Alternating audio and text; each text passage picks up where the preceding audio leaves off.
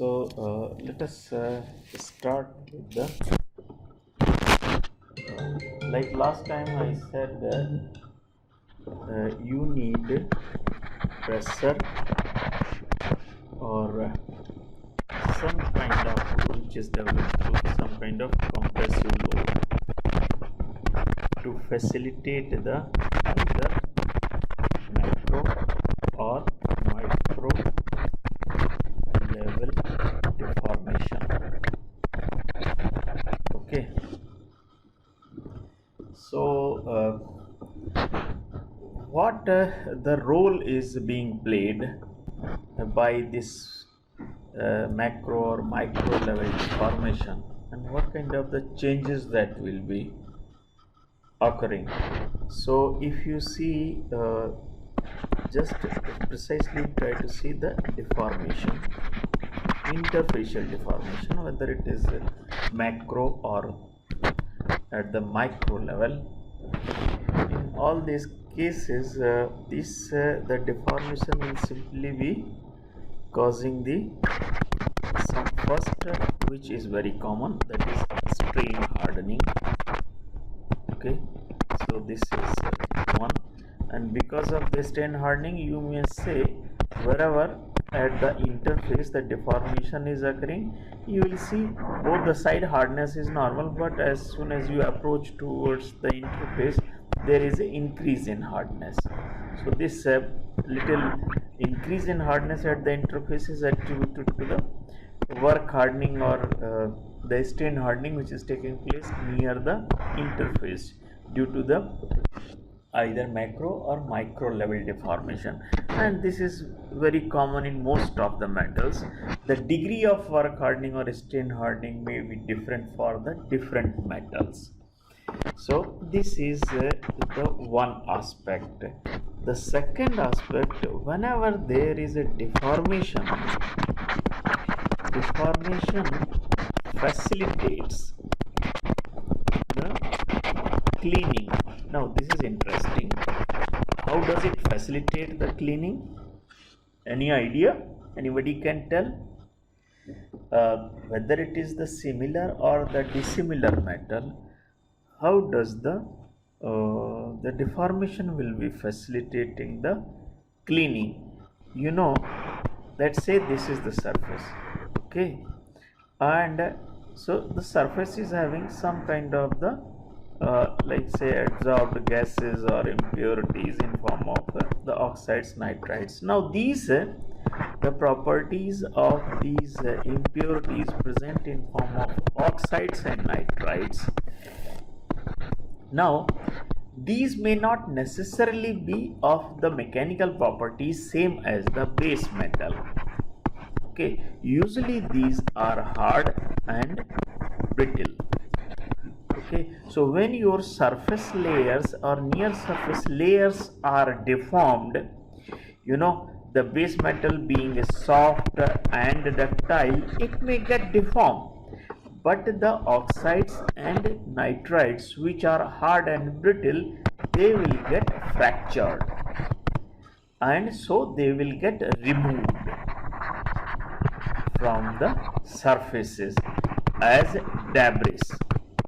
So the difference in the properties of the oxides, nitrites present at the surface as compared to or with respect to the base metal will primarily be responsible for the fracture and the removal of these oxides and nitrites and other hard and brittle impurities which are present at the surface, and these are removed in form of debris. These will be pushed towards the periphery. If these get trapped, then certainly these will be present as inclusion, and it's very common, like especially in titanium or aluminum kind of the metals, this kind of behavior is extremely common. So the deformation facilitates the cleaning. Okay, so when cleaning is facilitated, your this improved cleaning leads to the increased metallic intimacy, which is certainly very crucial in case of the solid state joining for development of the metallurgical bond. The third thing that you can see, whenever there is a very localized surface layer deformation, even if you take the machined surfaces will have a very thin deformed layer. You take a milling, shaping, turning, in all those cases you will have very thin layer which will be under the plastically deformed state, and or below that there may be elastically deformed state. So the elastically deformed layer will be developing the compressive residual stresses at the surface. So most of the time what we say, the metals machined using the processes like metal cutting processes like turning, shaping, milling, etc. In all those cases there is always some amount of the residual compressive stresses present, and that is attributed to the localized surface layer deformation. And this deformation you can easily see at a higher magnification. How? You see, say the base metal may have the grain structure like this in the subsurface zone. Like this is the typical grain structure, say which is equaxed. As you approach to the surface, you will find the grain structure is completely different, and it is elongated and it is fine as well. So very elongated and refined the grain structure you can see. So elongated one is also, you can see this is the deformed one. It is strained in the direction of the surface layer deformation as per the kind of cutting force and the kind of relative movement which was there between the tool and the workpiece. So this elongated and deformed thin surface layer, this may be of very thin depending upon the parameters which are being used, like the depth of cut and the feed rate. It may be like say 2 to 5 micrometer, a very thin layer which is highly strained and deformed. So this thin layer which is extremely heavily deformed, this certainly will be harder. Number one, it is finer also. And when a metal layer which is deformed, like severely deformed like this, maybe of 5 micrometer or 10 micrometer, it's a different thing. This deformed layer will have a lot of dislocations as well as vacancies. Okay, vacancies are like atoms are missing. So both these, the vacancies and the deformed or the dislocations and the fine grains, the combination of these three, you see, the dislocations, vacancies and fine grain structure provides the increased opportunities, increased diffusion rate, right? Increased diffusion rate in at the surface, at the surface area. So here when the two components being joined, the surface layers are being deformed like at the interface zone. So this will be the area which will be like say the full of vacancies, fine grain structure. You know, at the grain boundary, you know that when the grain structure is fine, it means you have many grain boundaries. When you have many grain boundaries, means there are a lot of amorphous zone, highly randomized arrangement of the atoms at the grain boundary, and that will be promoting the diffusion. So what we can say, when you have more grain boundaries, when you have more vacancies, then these will be promoting the diffusion. You can say these act as a diffusion accelerators.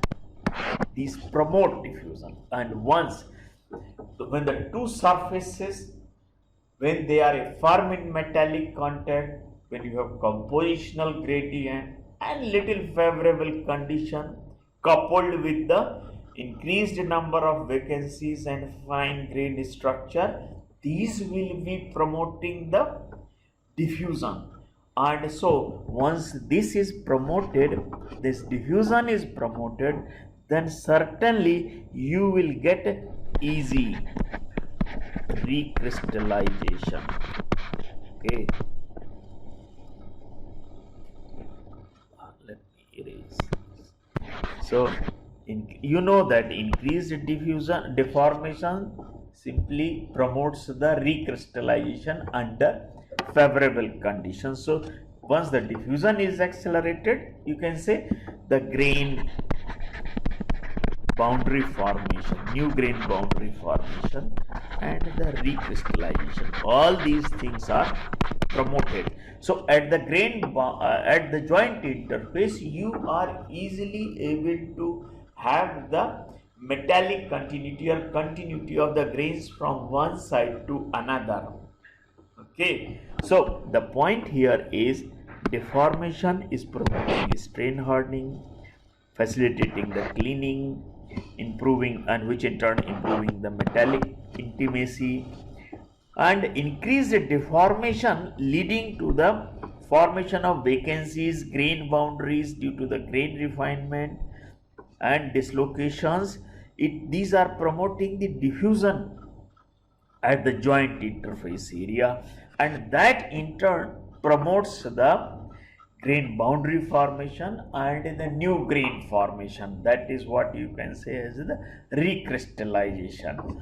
So whenever the solid state joining takes place under the favorable conditions, most of the time you see there is a deformation, and the coupled with the heat generation during the joining process, you have very favorable conditions for easy recrystallization, easy new grain formation, and that is what we call as dynamic recrystallization. Say when the grains are being deformed under the favorable conditions or temperature, you are getting the newer grains. As and when the grains are deformed, favorable conditions of high temperature leading to the formation the fresh grains, and that is why in general what we get very fine and equaxed grain structure at the joint interface developed using the solid state joining processes. Okay, these are like mostly friction stir welding or even friction welding or your ultrasonic welding or your explosive welding.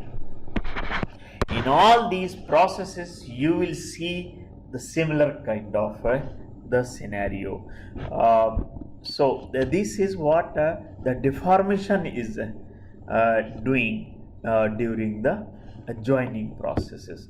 Okay, now coming to the other aspect, like last time I talked about the use of filler.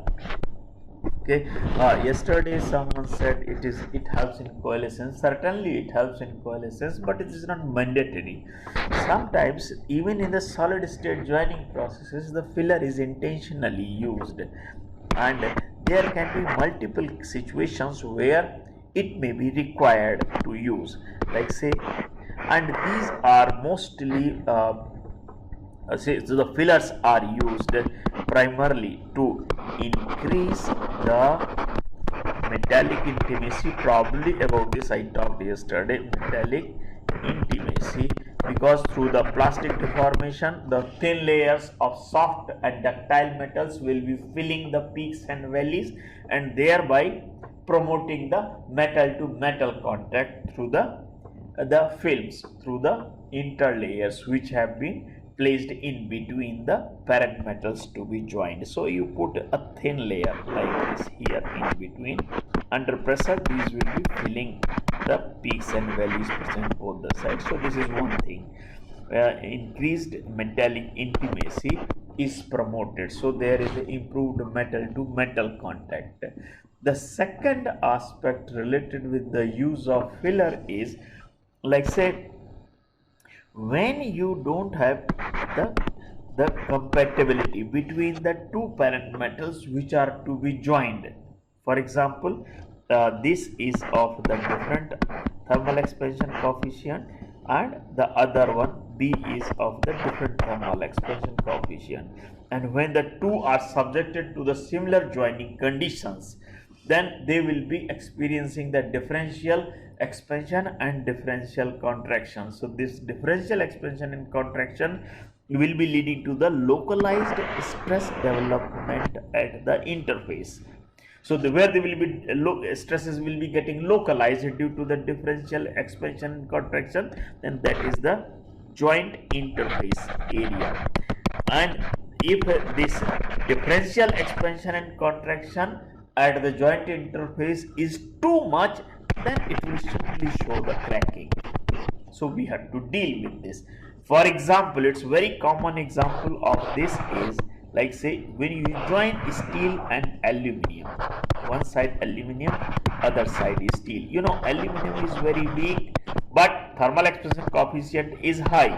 Say it's 22 units, and here say it is 12 units, and strength is high. So what is happening? This is not expanding, this is expanding and contracting too much. So steel is expanding, expansion and contraction of the aluminium is too much as compared to the steel. So the most of the localized expansion and contraction, or you can say the differential expansion and contraction stresses will be localized in the joint interface area. So which one will be affected most? The one which is weak.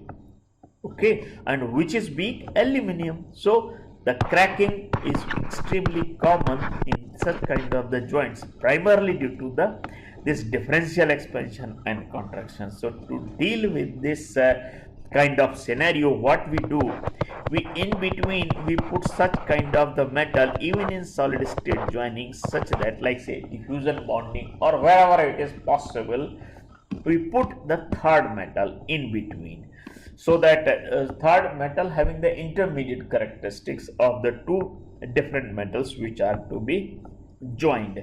So it helps to actually, you can say, the bridging the gap between the dissimilar thermal expansion and contraction behavior or physical properties.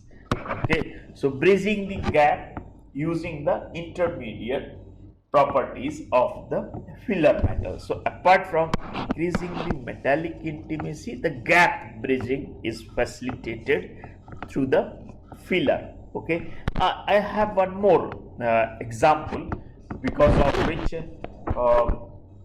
the fillers are very effective even in solid state joining. But you know, the size and the dimensions of these fillers is extremely thin.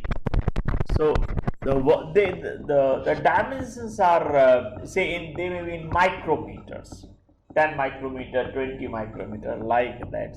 So they don't contribute much towards the strength. But primary idea here is, whenever these are used, it is expected that they will get diffused. They will form some kind of the metallurgical compounds at the interface. So they become the integral part of the joint. If they will remain on their own, if they retain their identity on their own, then certainly this is going to weaken the joint. Say A and B, 400, 500 MPa strength. Okay, and here if you are using 100 MPa strength filler, which is very thick, it is maintained. Say if you take a filler or film or interlayer of say 500 micrometer, this is very thick, it is not going to get diffused, so that it is eliminated from the interface, it will remain there. So this will be there. Now you apply the tensile load, certainly your failure is going to take place at around 100 MPa only. So you know that the strength of the joint is determined by the weak link. Where is the weak link in this case? This 100 MPa filler. So what we try to do is use the filler such that it gets diffused. It is eliminated. Once the process is over, you are not able to identify where your filler has gone. So it should get diffused. It should form the integral part of the joint. Once it happens, then certainly say this is very much possible when your filler is thin. Okay. So in that case, your say considering the same example, 400 and 500 MPa strength, you may find that okay, the strength is very close to that of the at least weak metal out of the two. Weak metal out of the two here is 400 MPa. So maybe if joint is failing at 380 or 390, so your joint strength is still quite good. Even if it fails at 350, then how you will measure the joint efficiency? 350, that is joint strength, that's maximum load the joint can take, and the weak metal, that is 400 MPa. You don't consider the high strength metal when the dissimilar metals are being joined. Okay. So this is how we calculate. So here in this case, say you can simply determine what is your joint efficiency. All right. So this is one thing. Okay, the role of the filler. Filler helps in improving the metallic intimacy, bridging the gap, and also this is one of the roles. Like say, although I have not completed yet, I have to complete the other aspects related to the use of filler. So here it is about just what I have talked is thick and thin. How the thick and thin fillers are going to affect the joint. Okay, what are the other aspects? That other aspects like A and B, that the two are highly incompatible. A and B are not compatible, means they are just enemy. They have no friendship. There is no compatibility between the two. So what we do, we try to bring in third, which is compatible. Like C is brought in, so which is compatible to A as well as to B. So the third metal is brought in these cases, so that whatever the joint is being formed through the reactions, interactions, metallurgical interactions of C to A and C to B. In both the cases, the properties remain largely acceptable. I will give example. Say A and B, which are to be joined for satisfying a particular requirement, they are not compatible with each other. If they are joined directly, then what is happening? They are forming such kind of the poor phases and compounds at the interface. They have very low yield strength, very low percentage elongation, and very low toughness. So if this is the scenario, then certainly the joint is not going to sustain. It will get cracked, it will fail in very brittle manner. Even just after the welding, you will see that there are a lot of cracks, because A and B had incompatibility, or you can say the metallurgical incompatibility. So they resulted in those kind of things at the interface which were really very poor. So the poor phases and compounds being formed, and this is the example of, like say, I gave iron and steel. The same is true for aluminum and copper. Same is true for aluminum and titanium, or steel and titanium. There are a number of combinations. They don't have compatibility. So if they don't have compatibility, still if you want to develop a joint, you have to use something which can really bridge the gap between the two. So in these cases, in case of aluminum and iron, I will talk a little more. Like say in these cases, so one aluminum and steel, which is a very heavily used combination in case of the automotive industry. If these are to be used, when these are used, they form aluminum X and FEY. Say the variety of proportions of aluminum and steel compounds are developed whenever the two are brought together during the joining. So, there is a possibility that you have a compound aluminum 10% and iron 90%, and then your proportion will keep on changing. You have aluminum 90% and iron just 10. Okay, and in between, say there is a trend of say 40% aluminum and iron 60%. All right, in the different types of compounds with the varying or changing proportion of the aluminum and iron. So let's take example. So here this is your joint. So here this side aluminum, this side iron. So the proportion will keep on changing like this. More iron this side, more aluminum this side. How the properties are going to get affected? So if I develop a plot simple like this: aluminum 10, aluminum 90, right? And aluminum say 40, and balance here 90 Fe, Fe 10, okay, and Fe 60. So how the things are going to change, no, in terms of the property? I mentioned here hardness of the compounds of these which are being formed at the joint area. So how the properties change. When you have less aluminum and more iron, you have a lower hardness here. When you have more aluminum and somewhat lesser iron, you have further higher hardness. And when you have high aluminum and less iron, you have further high hardness. Now this high you may not be able to understand. I'll give example. Typical steel say gives you hardness of the 200 to 210 HV. Say this is austenitic stainless steel, maybe 150 for simple carbon steels, right?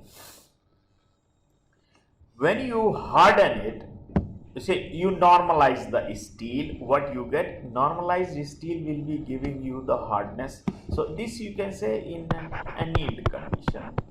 Normalized steel may be giving you 200, say 250, 300 normalized. When you harden it, hardening or quenching of a steel is done, what you get? Martensite. Martensite hardness is around 700 to 800 HV. Okay, like this.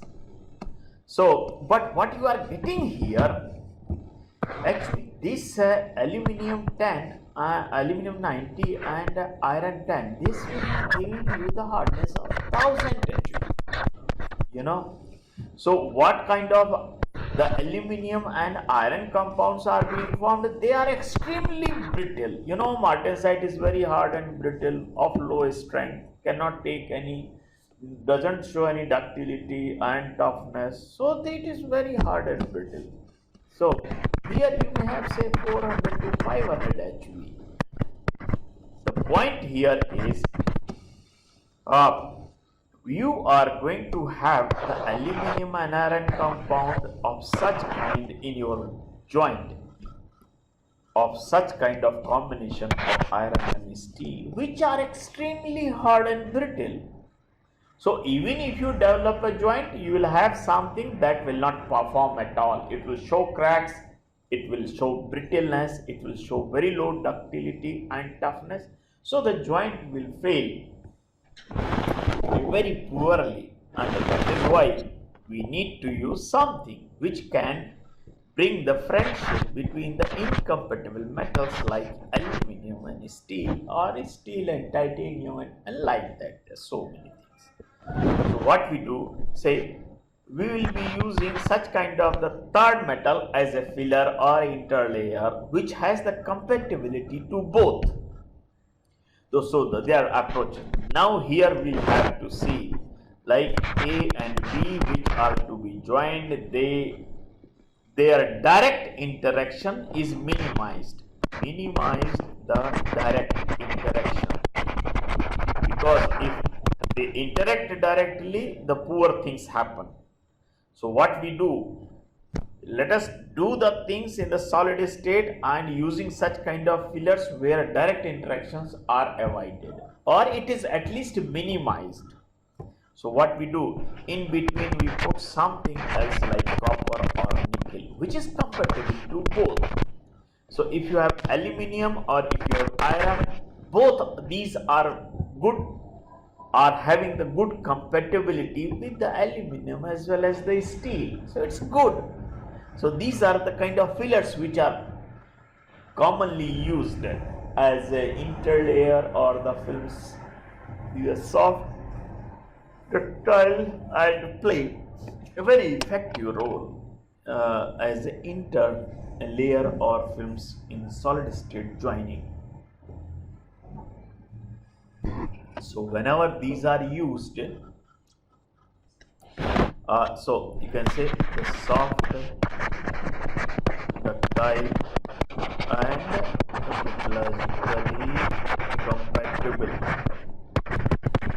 compatible fillers. When these are used, you will find what? Reduced residual stress and distortion related issues. One.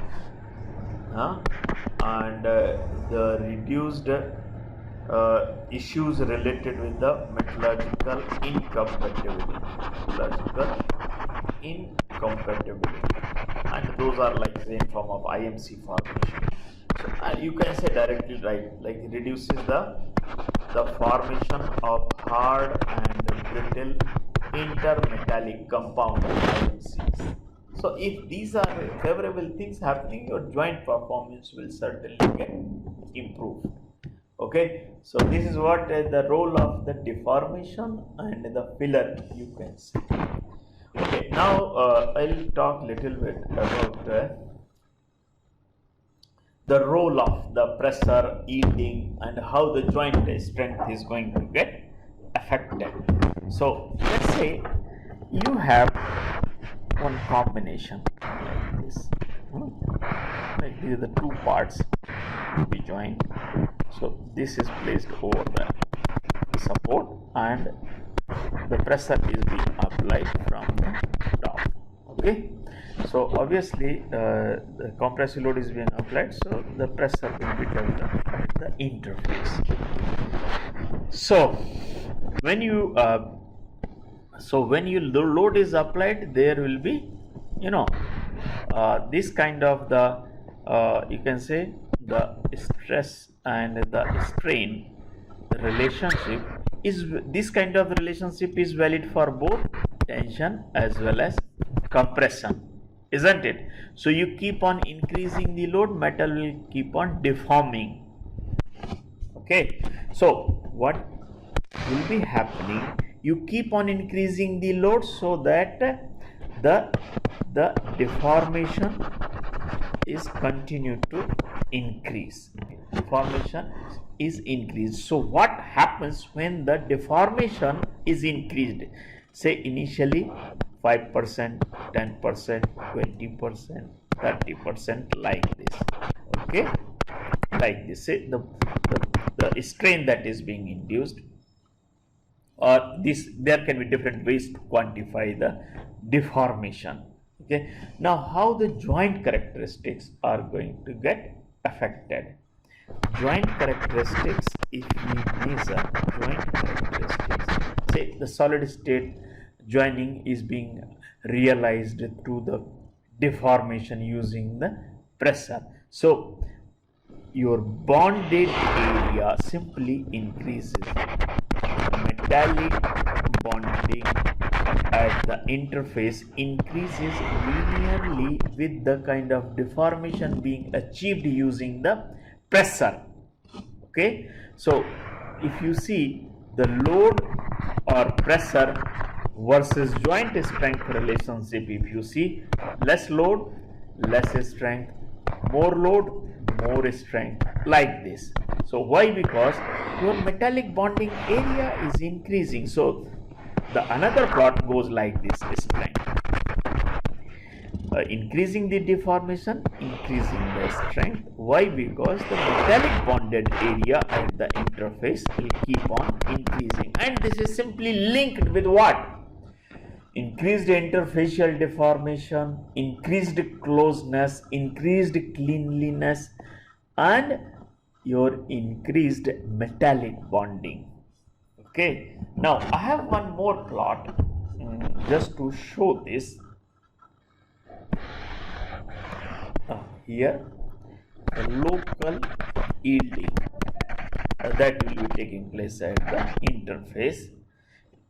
So local yielding will certainly be, initially there will not be yielding. So as soon as the pressure increases beyond the yield point, like this, so we go like this. So this is the kind of pressure. Your increasing pressure, increasing yielding, then it becomes almost constant. Similarly, what is happening to your strength? Strength is increasing again like this. So there is some kind of the stability also. Like when your the metallic intimacy has been perfect, you will see initially there is a significant increase in the strength. With the increasing pressure, increased local yielding, and here you can simply write joint characteristics. So here joint properties, okay, strength.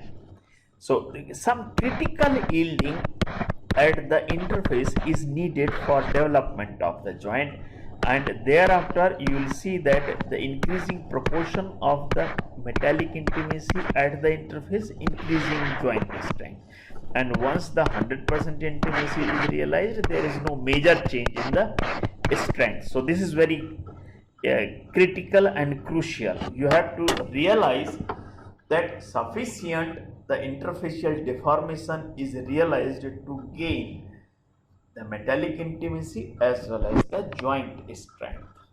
Okay, so that is why some minimum level of the local yielding through the application of pressure has to be realized to achieve the metallic intimacy as well as development of the bond. Then the proportion of the bonded area will keep on increasing with the increase of local yielding, and then which in turn will keep on increasing the joint strength. Okay, so this is just insight of like the how the deformation and deformation at the interface and the filler at the interface will be affecting the things in the solid state joining. Okay, now I want to show you now I want to talk a little bit about the precise mechanisms. There are different joining processes. Solid state joining processes are many, so which are, like, say, some of them are very common. They're like friction based joining processes. So you can say the friction welding or friction stir welding. Then there is a diffusion bonding, and there is one variant of diffusion bonding that is called transient liquid phase bonding. Here the melting of the third intermediate layer, which has been placed between the two components to be joined, is brought to the molten state, and that will subsequently be diffusing into both the components, and then subsequently solidification will leading to the development of joint. It's called transient liquid phase bonding. Okay, and then you can say the ultrasonic welding, and then explosive welding. If you see, and there can be number of force welding, there can be likewise, there can be many other processes. Even in some of the classifications, resistance welding also has been placed under this. But if you see in these processes, few things, although they look to be solid state joining processes, but there is every possibility that here and there some localized melting can take place. Localized melting can take place here and there. So I'll talk of the different. There are different mechanisms which are responsible for development of the joints in these solid state joining processes, and which are known as, like say, 1, metallic bonding, 2, diffusion, 3, local melting,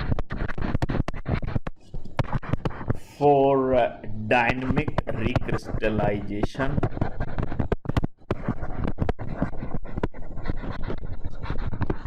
5, mechanical interlocking. So these are the 5 different types of mechanisms. These may play. So during any of these solid state joining processes, these mechanisms can play some role either singly or in combination. Mechanical interlocking. Okay, so solid state joining may be realized through one of these or a combination of these, single or combination of these mechanisms in the development of the joint. So we need to go through these mechanisms one by one.